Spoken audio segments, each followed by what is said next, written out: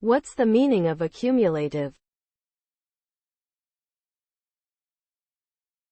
Accumulative. Accumulative. Accumulative.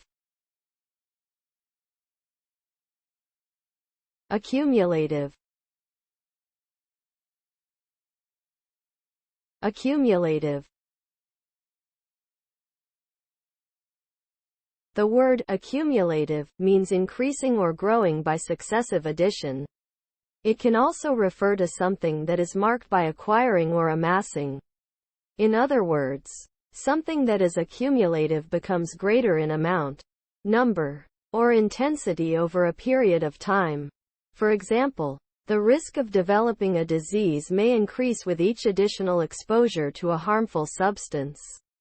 Or, the value of a collection of stamps may increase as more stamps are added to it.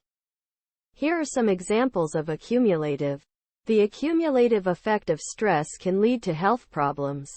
The accumulative weight of debt can make it difficult to get ahead financially. The accumulative knowledge of a society is passed down from generation to generation.